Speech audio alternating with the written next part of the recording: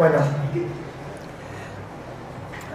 dentro de los, digamos, dentro de los temas, ya el más poderoso de Carl Lennon es el de cardiopatía isquémica, pues, ¿no? Definitivamente. ¿Qué hay que recordar? ¿Qué hay que saber? ¿Qué hay que tomar decisiones? ¿Qué nos debemos llevar, ¿no? Lo más importante. Miren. La coronaria, con el paso de los años, se va tapando, ¿no? Hay factores de riesgo que van a permitir eso, ¿no? Y va a haber 3 cosas que tú tienes que mirar para poder clasificar. Porque a ti te van a pedir en el ENA saber diagnosticar. Vas a dominar la parte clínica, cómo está el EKG y cómo están las enzimas, ¿no? Entonces, todo dolor torácico que te pregunten en un examen del ENA, tienes que recordar que es infarto hasta demostrar lo contrario, ¿ya? Todo dolor torácico es infarto hasta demostrar lo contrario. El dolor puede presentarse de 2 maneras: sin esfuerzo o con esfuerzo. ¿Cuál crees que es más grave? ¿El que se presenta con esfuerzo o sin esfuerzo? Sin esfuerzo, no es el más grave. Muy bien. Si se presenta con el esfuerzo, quiere decir que tú estás sometiendo al paciente a una alteración de la oferta y la demanda. Lógico. ¿Por qué? Porque le estoy dando menos oxígeno, disminuyo la oferta. Y de repente hecho esfuerzo, aumento la demanda.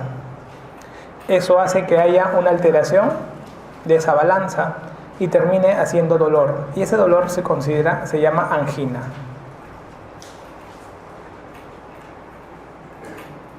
El paciente va a tener dolor durante un tiempo, pero es un dolor que va a calmar en 2 circunstancias.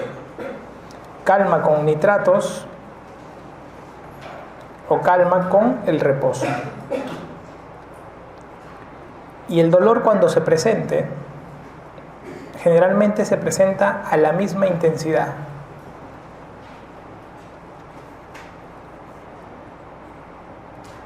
Este paciente es un paciente que va a llegar al consultorio externo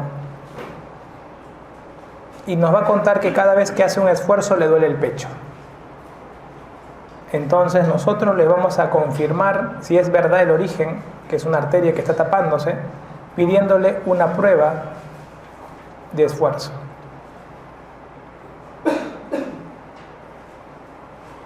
La prueba de esfuerzo nos va a decir, nos va a confirmar la isquemia. Nos va a confirmar la isquemia. ¿Ok? Después de eso, ya sé que tiene la cañería malograda, tengo que estudiar también las estructuras internas del corazón. Le vamos a pedir un ecocardio. Y el ecocardio puede determinar daños en diferentes caras. También permite estudiar las válvulas. Pero no puede estudiar la coronaria, porque la ecocardiografía no va a estudiar coronarias, ¿no? Por eso, si te preguntaran un paciente que tiene un aneurisma coronario, ¿con qué lo estudias? No va a ser con ecocardio, pues, ¿no? ¿Va a ser con qué? Con cateterismo cardíaco, ¿no? Entonces, luego sigue, ¿qué cosa? El cateterismo cardíaco. Al paciente lo van a citar un día para tomarle foto a las arterias coronarias y ese mismo día se va de alta, es ambulatorio esto. Se le toma la foto a las arterias y tú tienes que diagnosticar qué arteria es crítica. De acuerdo a las arterias críticas, tú vas a saber si le vas a hacer angioplastía o bypass.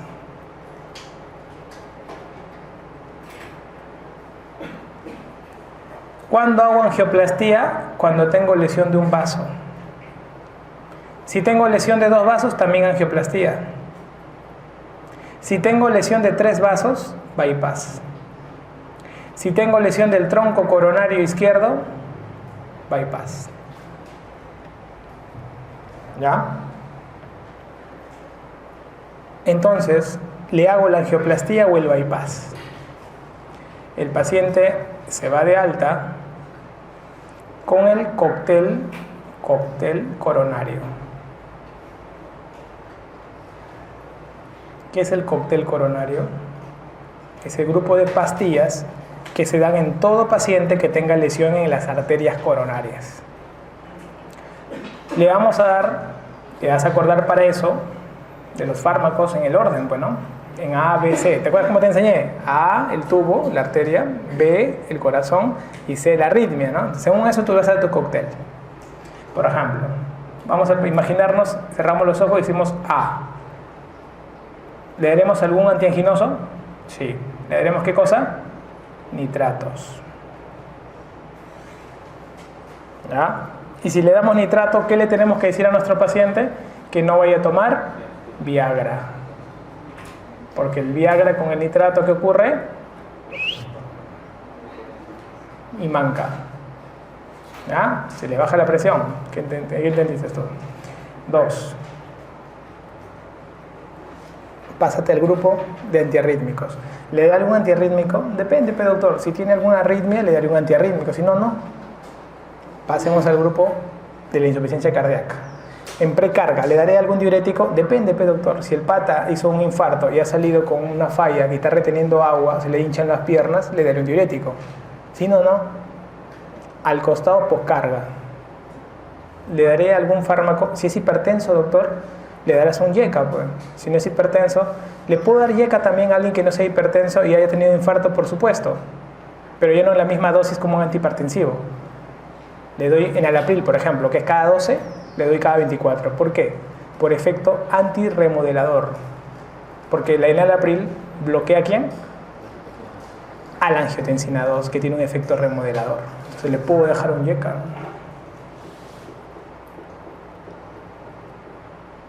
Tres. Pasamos al grupo de la contracción. ¿Le podemos dejar un beta bloqueante para relajar el corazón? Claro, pero doctora, todo el mundo, todo coronario va con beta bloqueante, doctor, para relajar. Entonces el pata tiene su nitrato, su YECA y su beta bloqueante. ¿Te das cuenta? Qué bonito, ¿no? Bacán, ¿no? Y después de ese cóctel hay 2 pastillas que son las pastillas del endotelio. La aspirina y la atorvastatina. La aspirina permite que las plaquetas no se peguen al endotelio y la atorvastatina permite que la placa que se ha creado no se rompa, es como un cemento externo a la placa. Entonces va a tomar toda su vida, va a tomar también estos fármacos que van a ayudar al endotelio. Si al pata le colocaron stent, va a tomar por 1 año clopidogrel con aspirina. Si no, no. Entonces mira lo que acabas de hacer tú. Ahorita tú acabas de saber cómo se maneja una angina de pecho desde el inicio hasta el final y cómo termina el cóctel coronario. Por lo que entre, cuando yo te hable de cóctel coronario, así vas a razonar, ¿ya? Vas a acordarte como te enseñé los fármacos. El vaso, antianginoso, antiarrítmico y la insuficiencia cardíaca. Y la insuficiencia cardíaca, precarga, poscarga y contracción. ¿Sí? Tú como interno ya puedes interpretar el RP de tu paciente o no. ¿Sí? Ya puedes mirar y saber por qué usa o toma cada pastilla. ¿Sí? Sin haber profundizado el Brownwell, ¿no? Tranquilamente puedes interpretar. Eso es en la angina con esfuerzo, angina de pecho, ¿no? Entonces acuérdate de todo este proceso, porque cuando ahorita pasemos las diapos yo voy a resaltar un par de cositas nomás, pero el concepto ya está acá adentro, nadie te lo va a sacar, ¿ya? Cuando el dolor aparece sin esfuerzo, a mí me da miedo. Y voy a evaluar también la clínica, el EKG y las enzimas. El dolor, cuando la angina aparece sin esfuerzo, el tiempo es lo que más me da miedo.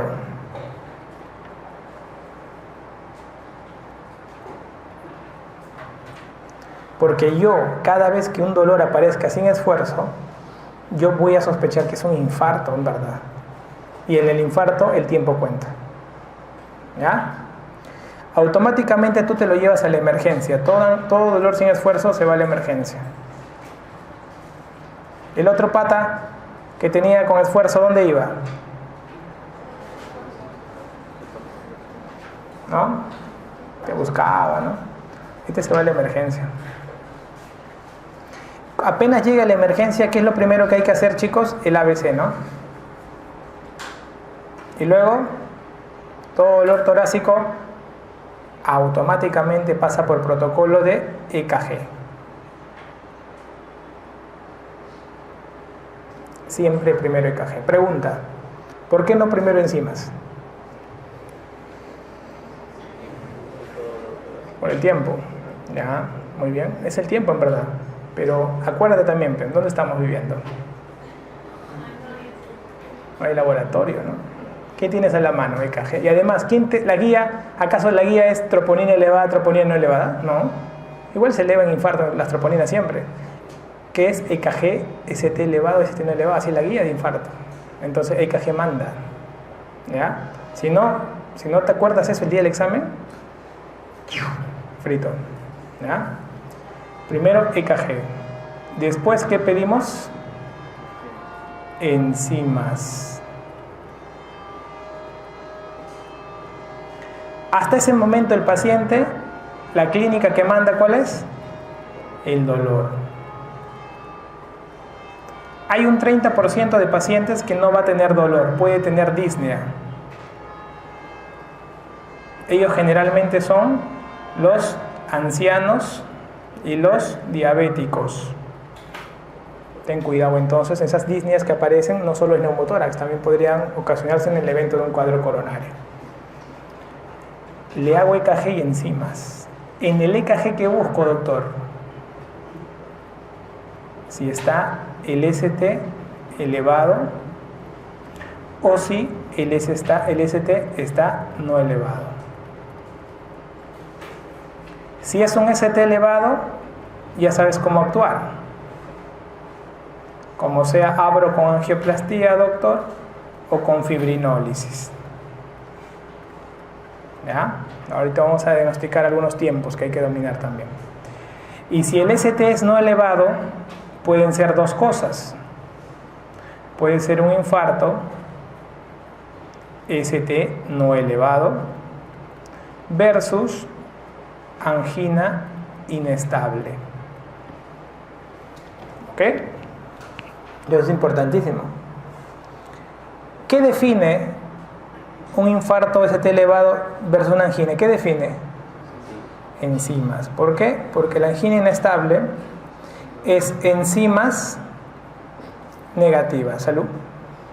En cambio, el infarto ST no elevado y el ST elevado siempre son enzimas positivas.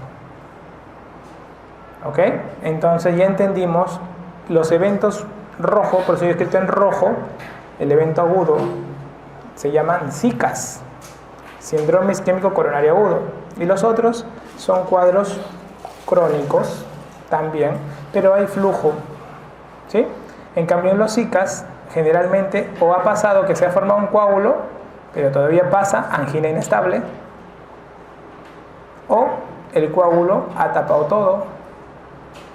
A nivel del subepicardio, ST elevado, y a nivel del subendocardio, ST no elevado. ¿Sí? De manera súper ordenada para que te lo entiendas el proceso. ¿Ya? Entonces, ahora con esta explicación, ya podemos entrar a interpretar algunas cosas. ¿Cuáles son los factores de riesgo que te van a preguntar? Acuérdate de las 4 T's.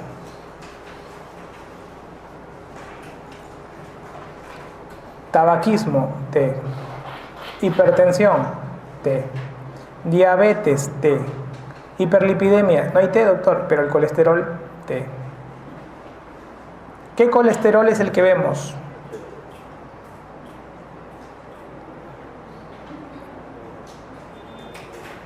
¿Ok? vas a encontrar en la guía ATP3 de dislipidemias, el LDL objetivo es menor de 100. En la ATP4, el LDL objetivo es menor de 70. ¿Qué usamos en el hospital? Esto, menor de 70. Vas a poder encontrar preguntas pasadas con menos de 100, porque estaban en la ATP3. Y esto es el objetivo actual en los pacientes diabéticos y en los pacientes con infarto. Por eso es que el infarto se dice que es un equivalente a la diabetes. Cuando te diagnostican la diabetes, se dice que el corazón es como si haya recibido un infarto. Por eso le dicen equivalente de infarto a la diabetes. ¿Ok? Los objetivos del LDL son los mismos. Muy bien. Entonces, ¿cómo se desencadena una isquemia? Se desencadena porque hay una alteración de una balanza de aporte y una balanza de demanda. Si disminuye el aporte, la mayor causa es la grasa que está en las arterias, la aterosclerosis, es la causa principal. Pero puede ocurrir otras cosas en las arterias, no necesariamente la grasa. Por ejemplo, un vasoespasmo. Un vasoespasmo en un paciente que consume cocaína, paciente joven que muere de infarto, 25 años. Ahí que vas a sospechar. Y es infartado, ¿eh? Cocaína, vasoespasmo. O puede haber aumento de la demanda por muchas enfermedades o las mismas emociones. Si el pata es coronario y tiene una emoción, puede desencadenar un infarto por aumento de demanda y tenía arterias medio tapadas. ¿Ok? Eso es importante. Desencadena la isquemia, comienzan a haber alteraciones de disminución de ATP porque hay menos oxígeno. Y ahí comienzan todos los problemas mecánicos funcionales, como alteración de la relajación, fracaso de la contractilidad y algunas arritmias, como las famosas extrasístoles ventriculares, que terminan haciendo fibrilación ventricular. ¿Sí? Al final todo termina en una necrosis, ¿no? Y el signo de la necrosis son las ondas Q en el EKG, ¿no es cierto? Entonces, cada vez que yo me enfrente a un dolor torácico, yo tengo que tener un orden para poder analizar al paciente. El dolor torácico, chicos, siempre piensen primero que es infarto. Así que lo primero que tienen que estudiar es corazón. ¿Ya? Imagínense que es infarto. ¿Ok? Entonces, vienes ahí de acá. Lo segundo que tienes que pensar si hay un paciente con dolor torácico en una pregunta, problema respiratorio. Y de todos los problemas respiratorios, lo más frecuente es encontrar embolia pulmonar y neumotórax.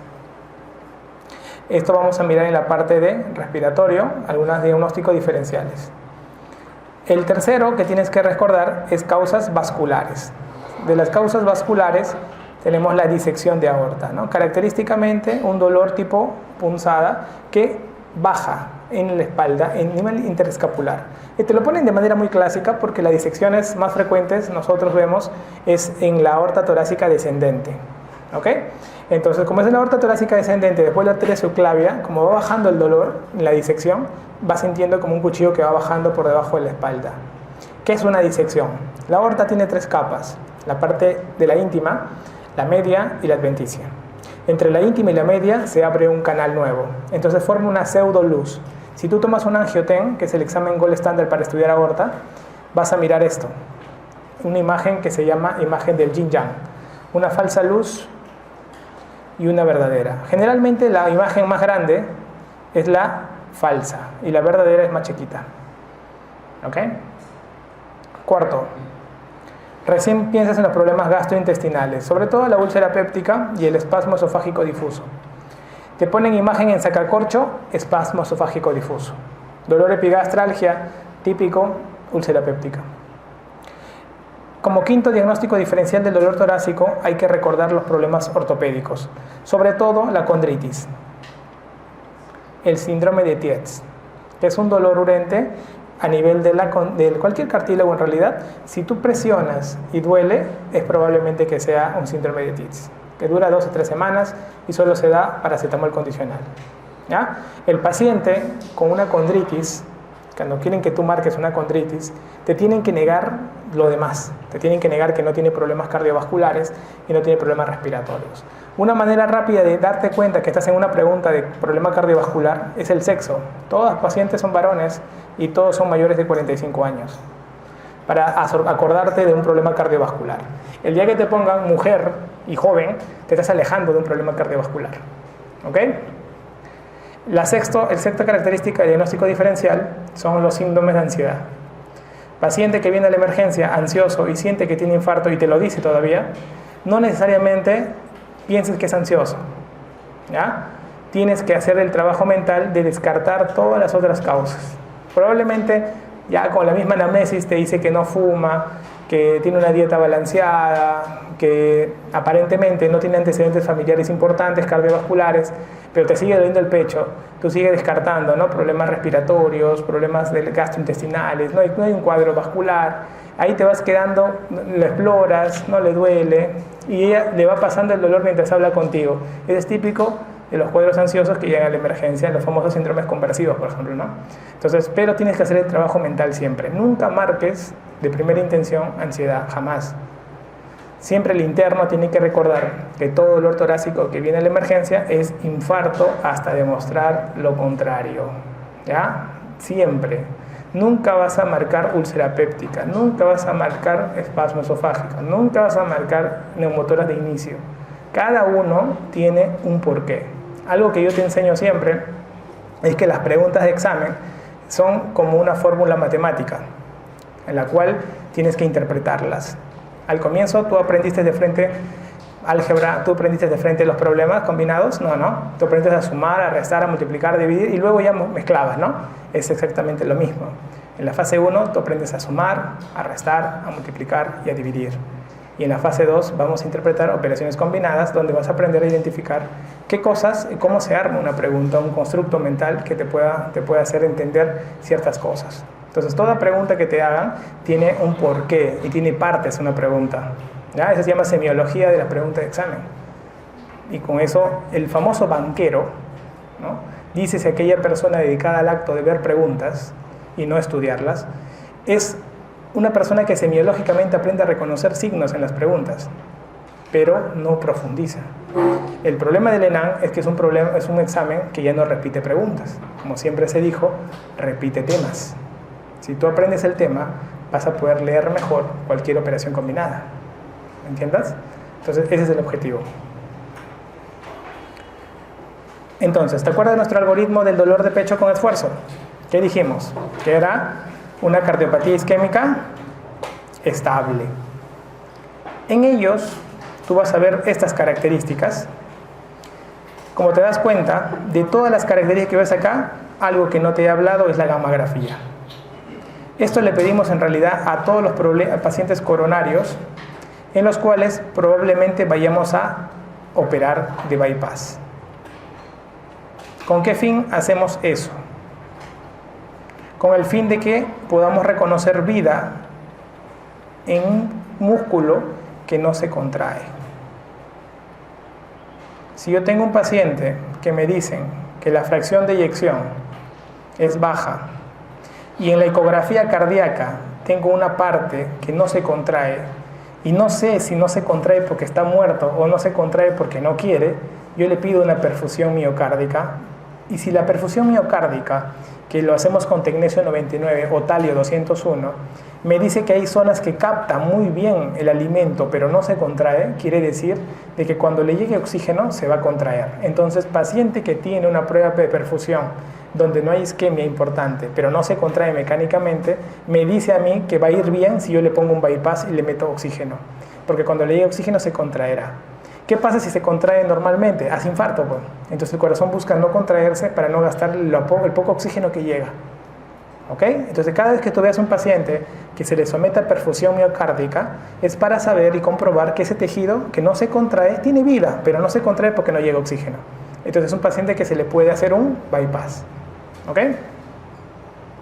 Acá ustedes están observando el famoso NIJA. El NIJA nosotros lo usamos en la insuficiencia cardíaca. ¿Pero por qué lo ponemos aquí, en la isquemia? ¿Por qué te lo he puesto? Porque muchos pacientes con angina vienen y tú tienes que interpretarlos en su NIJA. ¿Por qué? Porque la insuficiencia cardíaca, entre sus causas, la primera causa es la coronaria, la segunda causa es la hipertensión y la tercera causa es la valvulopatía. Y de las coronarias, lo más frecuente es la angina de pecho. Entonces, muchos pacientes te vas a poder catalogar por su NIJA. Por ejemplo, doctor, yo cargo cajas, ¿no? Soy almacenero. Antes, yo te cargaba 30 cajas Al comienzo nunca sentí molestias, Nija 1. Cuando acababa todo sí me cansaba, pucha, que era bastante, pero un poquito nomás, pero yo lo acababa al toque. Después, doctor, ya no podía hacerlo bien, cada caja me costaba, pero lo lograba terminar, doctor, Nija 2. O sea, su actividad cotidiana le genera ya demasiado cansancio. Doctor, ya no logro poner las cajas a un comienzo, hasta que no puedo, ahí nomás queda, Nija 3. Hace menos de su actividad cotidiana. 4. Doctor, ahora estoy sentado viendo tele y me viene la misma molestia. En reposo me viene la misma molestia. Nija 4. Entonces el pata viene por cansancio ya a consulta. Y cuando estudiamos cuál fue el origen de su cansancio, es un problema coronario. Generalmente una angina de pecho, una isquemia crónica. ¿Ok? Y hacemos ¿qué cosa? Todo lo que te he enseñado. Prueba de esfuerzo, eco, cateterismo, todo lo que te he enseñado. ¿Ok? Muy bien. Acá nada más para recalcar dos cosas. Bueno, una nomás.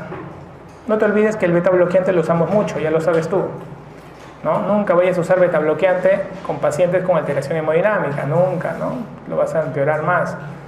Contraindicaciones del beta bloqueante, la más preguntada de todas, ¿cuál es? Asma, ¿no? Típica pregunta, ¿no? ¿Qué cosa no le darías a un paciente con asma que tiene problema coronario? Beta bloqueante. También tenemos el EPOC, también tenemos la bradicardia severa, ya te he dicho que con menos de 40 su vida corre peligro. La claudicación intermitente, la depresión no tanto, pero la claudicación intermitente también, ¿no? Hay que tener cuidado, ¿por qué? Porque acuérdate que el beta 2 agonista es vasodilatador y el beta bloqueante bloquea ese efecto vasodilatador en las arterias. Entonces los pacientes que son claudicantes, por ejemplo, caminan, me duelen las piernas, doctor, tengo que estar parado un rato para que me pase, ¿no? Es típica claudicación, ¿no? Se para porque le duele las piernas cuando camina. Entonces esos patas, si toman beta bloqueantes, tú tienes que mirar en su receta porque eso puede estar empeorando su claudicación. ¿Ok? Entonces tengan en cuenta ese detalle. ¿Ah? Y los tratamientos invasivos de la isquemia al final ya, cuando ya pasó por todas las pruebas de cateterismo, ¿en qué quedamos? Angioplastía, lesión de un vaso, de 2 vasos y cirugía en lesiones de 3 vasos o de tronco coronario izquierdo, ¿no? Esa es la parte invasiva. Y la no invasiva, lo que te enseñé, que es el cóctel coronario. ¿Ok? El cóctel coronario. Muy bien. Entonces, así terminas las estables para entrar a la inestable, ¿no? Aquello dolor torácico que te dije que comenzaba sin esfuerzo, ¿no? Y si comenzaba sin esfuerzo y las enzimas terminan saliendo negativas, ¿estamos ante qué? Ante una angina inestable. Una angina inestable, lo más frecuente para que se comience es una placa complicada, ¿no? Tienes la arteria, tienes la placa y se forma un coágulo, pero no se tapa porque la sangre todavía pasa. Eso es la angina inestable. Dentro de las anginas inestables hay una angina que quiero que recuerdes que se llama angina de Prinzmetal. ¿Sabes por qué?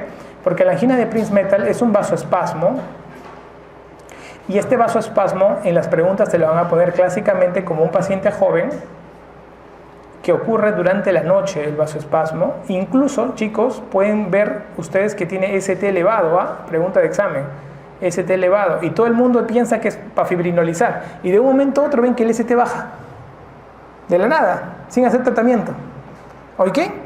Entonces muchos terminan en cateterismo por la duda y no encuentras ningún vaso lesionado. Entonces, ¿qué había ocurrido? Un vasoespasmo bien fuerte. ¿Por qué? Por una probable descarga adrenérgica intensa. Entonces tiene sus orígenes en las descargas adrenérgicas y hacen vasoespasmo. ¿Ok? Más o menos como el síndrome de Takotsubo. El síndrome de Takotsubo también hay un tema, se llama Takotsubo porque tiene efecto, la forma de la punta de la parte apical tiene un efecto. El Takotsubo es trampa de pulpos en Japón. Entonces da ese efecto. Y ocurre, ¿y cómo te das cuenta? En la ventriculografía vas a ver esta forma, ¿ok? En la punta del corazón, y vas a darte cuenta que también ocurre por una descarga. y te hace ST elevado y no tiene lesiones. Entonces hay que tener en cuenta esas consideraciones solo para que si te suena. ¿Ok? Están dentro de los cuadros de angina inestable porque te confunden y no elevan enzimas, pues. ¿Ok? Hay 4 tipos de angina inestable, solamente con fines académicos para que los recuerdes. Te pueden poner un quinto y te ponen cuál no es. La angina de reposo es la más frecuente, que es la famosa pata que está mirando la tele y le viene el dolor en el pecho y que luego salen los marcadores negativos. ¿Ok? Angina de reposo. Tenemos también la angina de reciente comienzo, que generalmente en menos de 2 meses ha comenzado a tener cuadros más frecuentes de este tipo de angina. Y la angina acelerada es que en 4 o un mes previo comienzan a haber más cuadros de elevación del dolor. Entonces, estamos hablando de que, doctor, a mí me dolía el pecho. Sí me dolía a veces, ¿no? Pero ahora me viene cada rato esa molestia. Sí, no hago nada y me viene cada rato. Típico de las aceleradas. Y la angina posinfarto es aquel pata que le da un infarto y después del infarto le dan de alta, sigue teniendo estos cuadros anginosos. ¿Ok? Está dentro de la categoría de angina inestable. Muy bien, esto ya te expliqué del NIJA. La clínica, ya sabes, dolor torácico típico. El EKG, no va a haber alteraciones de la onda ST, del segmento ST, no hay alteraciones. Puede haber una inversión, sí, o una infradesnivel, mejor dicho, puede haber, pero no hay elevación. Los marcadores, lo más importante, chicos, es que no aumentan, ¿ok? Y si aumentaran, ya es un infarto, ¿no? Cateterismo, doctor, ¿tú le harías cateterismo a una angina inestable, sí o no? Piensa, ¿le harías cateterismo, sí o no? Piensa, ¿qué dicen? ¿Le harían cateterismo a una angina inestable? Doctor, sí le haría, porque mire, el pata tiene placa. Y si esa placa es más del 70%, se tiene que intervenir. Pero la pregunta entonces es, ¿se lo haces de emergencia o electivo? Electivo, ¿no? Electivo. ¿Ok? Entonces, esos son detalles que tú tienes que tomar en consideración en las decisiones de las preguntas que te van a dar. El ENAM es un examen de muchas decisiones, ¿ya? Entonces tienes que aprender a diagnosticar. No tanto etiológico, sino es más diagnóstico, ¿ya? Dentro del tratamiento de la angina inestable, chicos, es lo que les he enseñado, que es el cóctel coronario. El cóctel coronario lo aplicas, solamente le agregas a eso, por ser angina inestable, como acá tiene una arteria con su placa y su coágulo, ¿qué le vas a agregar? Anticoagulante. Su anticoagulante. Todo Zika se anticoagula por 7 días. O sea, angina inestable, IMST elevado, IMST no elevado. Se anticoagula por 7 días. ¿Ya? Y luego sigues tratándolo como un problema, como te enseñé, con su cóctel coronario. Y lo vas manejando, le harán su cateterismo y luego harán su bypass o angioplastía. ¿Te das cuenta? Al final, todo es el mismo círculo. Angina de Prismetal, 2 cosas. 1, está contraindicado el uso de beta bloqueantes en la Prismetal. ¿Por qué? Porque favorece el espasmo. Y 2, damos mucho los nitratos y los calcio antagonistas como tratamiento de base. Entonces tú vas a darte cuenta que el beta bloqueante es lo máximo en todo, pero en la angina de Prismetal no. Esa es la pregunta del examen. ¿Por qué? Porque favorece vasoespasmo. No te olvides que para marcar Prismetal, un detalle importante es que ocurre en la noche y generalmente está en reposo. ¿Ah? Entonces, chicos, no se olviden que cuando tú tienes ya una elevación del infarto, un Zika con elevación del infarto, en este caso con elevación del ST, tenemos 5 tipos de infartos.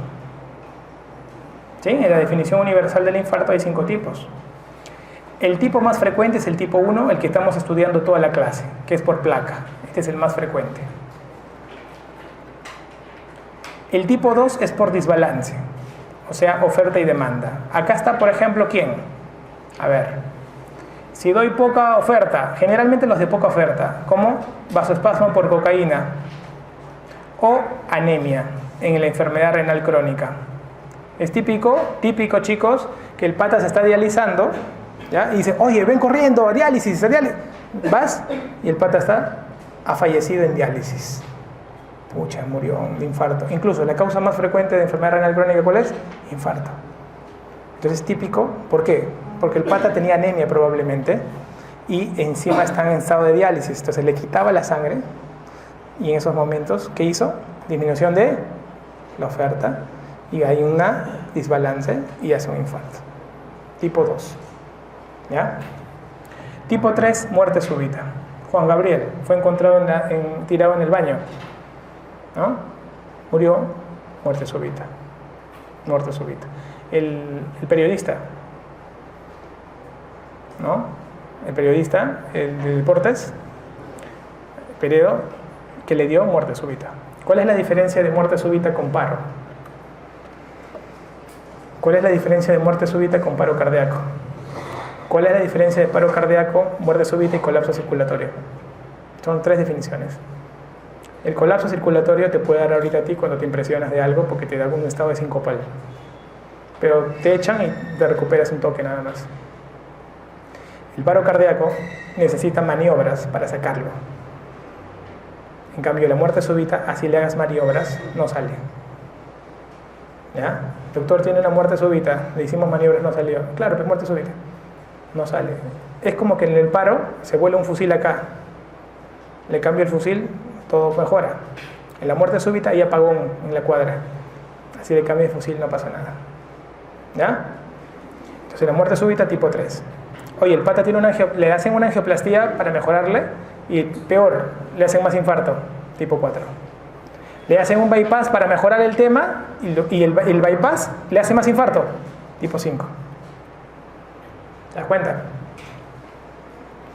Entonces, chicos, miren, hay una forma, un algoritmo que hay que recordar cuando yo tengo un paciente con ST elevado.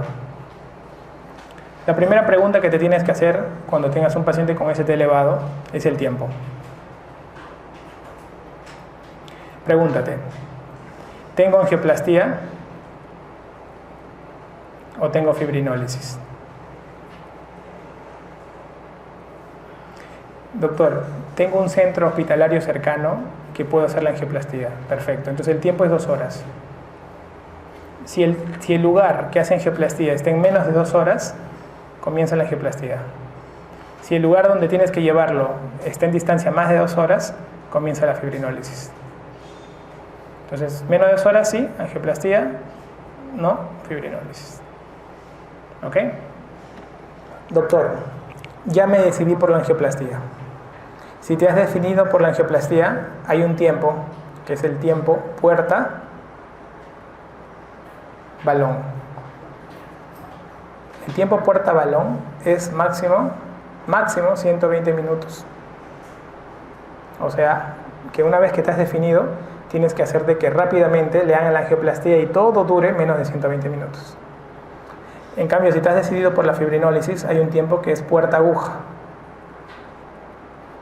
Y el tiempo puerta-aguja generalmente es 30 minutos. O sea, si te has definido por la fibrinólisis, tienes que comenzar rápido, pues. No te demores más. ¿Ya? Esos son criterios de calidad.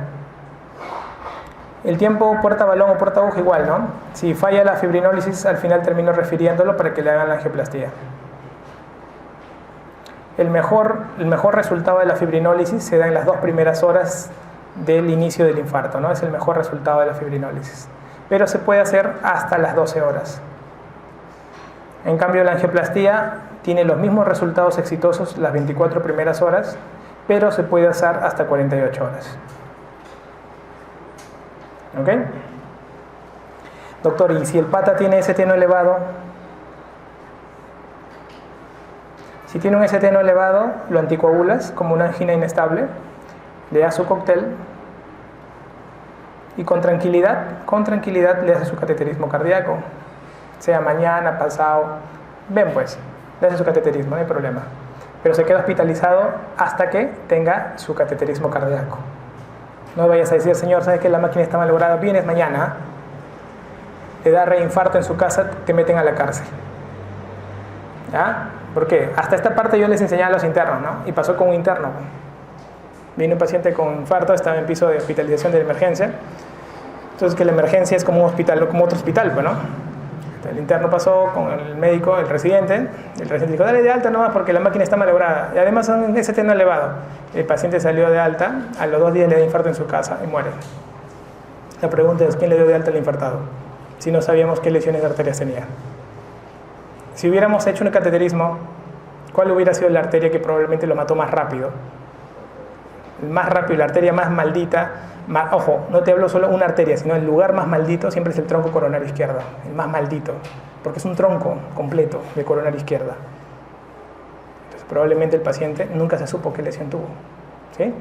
Entonces, el infarto ST elevado, está bien, no le haces hoy día el cateterismo, no hay problema, no le haces mañana, no hay problema, la máquina está malograda, no hay problema, que se quede nomás, pero eso sí, se define el cateterismo del infartado en la hospitalización. Definido la lesión, tú ves, no es necesario, mira, acá estén tranquilamente. Ya definido el cateterismo y tú miras los niveles que tienes que hacer el tratamiento, recién ahí tomarás la decisión si se queda para tratamiento, si tiene una lesión crítica o se va de alta si tiene una lesión no crítica. Ya tú ya sabes valorar lesión crítica y lesión no crítica. ¿Ok? Entonces ese detalle, chicos, por favor, ténganlo en cuenta.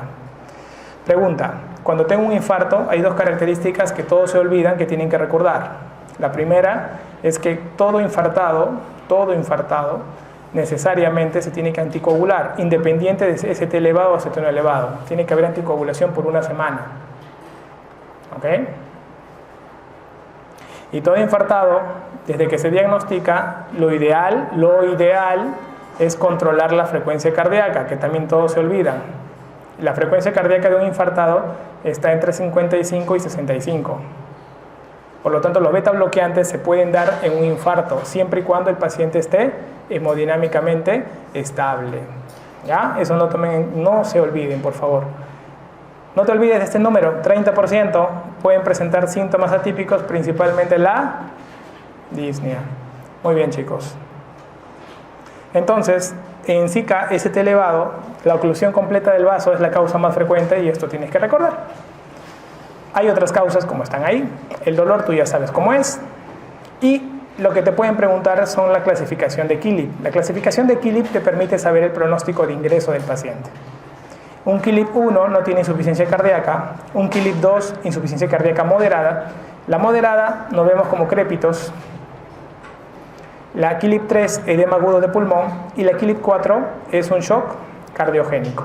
El shock cardiogénico, chicos, tiene la mayor tasa de mortalidad de todo paciente. O sea, un paciente con infarto que venga con shock cardiogénico tiene la tasa de 70% de muerte, es la más alta. ¿Ok? Dentro del EKG, que es lo primero que tú vas a hacer luego de pasar por el ABC, tienes que definir futuras complicaciones. Complicaciones de la cara anterior, complicaciones mecánicas. Complicaciones de la cara inferior, complicaciones del ritmo. Eso tú ya lo sabes. ¿Ok? Hay dos tipos que te pueden preguntar de complicaciones del ritmo que es frecuente en el infarto. Por ejemplo, si tú tienes una alteración de cara inferior, podrías hacer un MOVITS 1, que es un tipo de bloqueo AB de segundo grado. Y si tú tienes una complicación de la cara anterolateral, tú puedes hacer un MOVITS 2. ¿Por qué te lo pongo? Para que te acuerdes lo siguiente, mira. Y de inferior, MOVITS 1. MOVITS 2, dos cosas, anterolateral, dos cosas. ¿Ya? Te lo pueden preguntar como complicación de bloqueo AB de segundo grado. ¿Por qué? Porque el infarto puede dar bloqueo y esta es la forma más frecuente, o por MOVITS 1 o por MOVITS 2, y de acuerdo a la cara tú puedes saber qué tipo puede haber sido. ¿Ya? Este es el algoritmo de manejo importante que se maneja. Nada más para que te acuerdes: el tiempo aguja, puerta aguja, normalmente menos de 30 minutos. ¿Ok? Es importante, nosotros manejamos, por ejemplo, en el hospital, eso es lo adecuado a la guía, ¿ya? Nosotros manejamos menos de 2 horas. ¿Por qué? Porque no tenemos cardiólogo toda la noche, tienen que venir. Entonces, como que lo hemos elevado en Perú, somos un poco más tardones, ¿no? En cambio, en la guía usa menor o igual a 90. Entonces vas a escuchar y vas a leer: doctor, algunos aplican menor de 90, algunos aplican menor de 2 horas, de acuerdo al tiempo. Acuérdate que lo ideal es la guía, menor de 90, 1 hora y media para comenzar. ¿ok? Entonces, hasta que llames al cardiólogo, hasta que venga el cardiólogo, hasta que se cambie el cardiólogo, que suba al piso, toda una farana, ¿no? Que el paciente no se le pasaron algunos exámenes pre-intervención, nada de eso, entonces puede suceder. Entonces, generalmente es una forma de recordarlo, ¿no?